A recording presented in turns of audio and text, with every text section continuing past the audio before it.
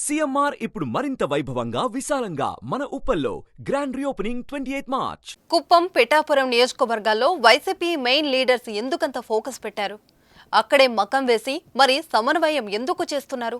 కుప్పంలో 7 సార్లు గెలిచిన చంద్రబాబును ఓడించడం అంత సులభమా? పిఠాపురంలో పవన్ను గెలవకుండా చేయగలరా? బాబును, పవన్ను టార్గెట్ చేసి లోకేష్ పోటీ చేస్తున్న మంగళగిరిని ఫ్యాన్ పార్టీ లైట్ తీసుకుందా? ఎలక్షన్లో అధికార పార్టీ టార్గెట్ ఏంటి?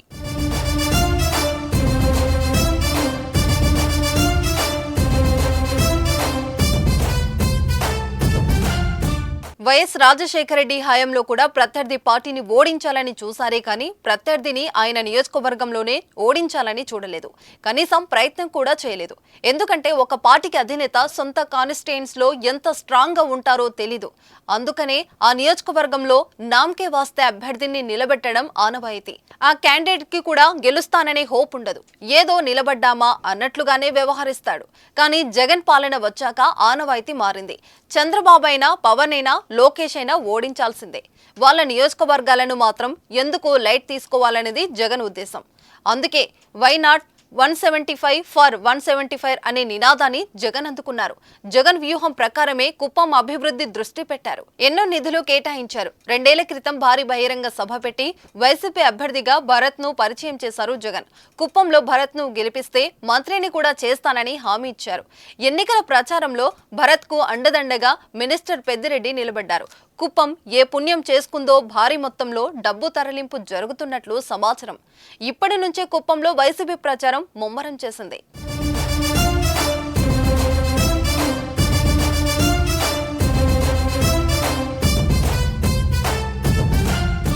జనసేనాని పోటీ చేస్తున్న పిఠాపురం నియోజకవర్గంపై ఎంపీ మిథన్ రెడ్డి ఫోకస్ పెట్టారట.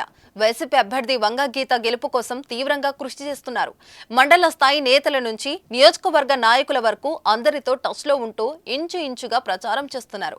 పిఠాపురంలోనూ భారీగా నగదు చేతులు మారుతున్నారట. పవన్ గత ఎన్నికలో వైజాగ్, భీమవరం 2 చోట్ల పోటీ చేసి ఓడిపోయారు. ఆ 2 స్థానాలను వైసీపీనే గెలిపించింది. ఈసారి పవన్ పిఠాపురం ఒక్క చోట నుంచి పోటీ చేస్తున్నట్లు తెలుస్తుంది. 2019 ఎన్నికలో 2 చోట్ల ఓడించాం. ఈసారి ఒక్క చోట ఓడించలేము అనుకుంటున్నట్లుగా పిఠాపురాన్ని వైసీపీ శ్రేణులు మోహరించాయి.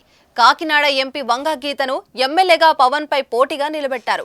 సిట్టింగ్ ఎమ్మెల్యేతో పాటు చుట్టుపక్కల ఎమ్మెల్యేలు కూడా గీత గెలుపు కోసం శ్రమిస్తున్నారు.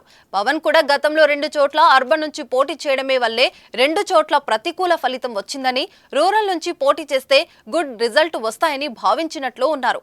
అందుకే అన్ని ఈక్వేషన్స్ చూసుకొని పిఠాపురంపై ఫోకస్ పెట్టారు. అయితే నారా లోకేష్ పోటీ చేసే మంగళగిరిని మాత్రం వైసీపీ లైట్ తీసుకుంది అనుకుందా?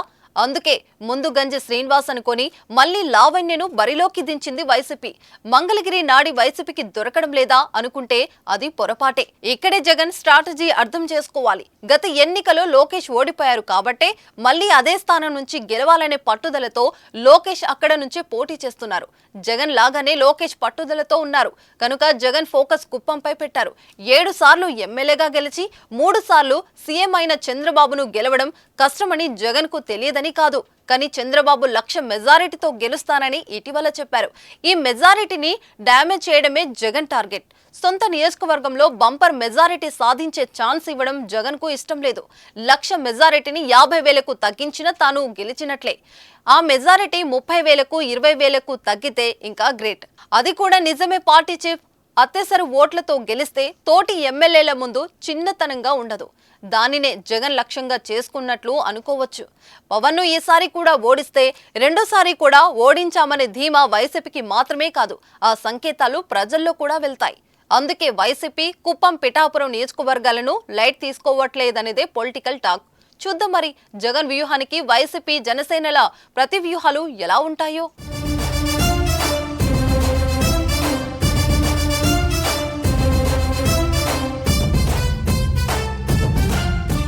సుమన్ టీవీలో మీ పర్సనల్ అండ్ బిజినెస్ ప్రమోషన్స్ కోసం కింది నెంబర్కి కాంటాక్ట్ చేయండి.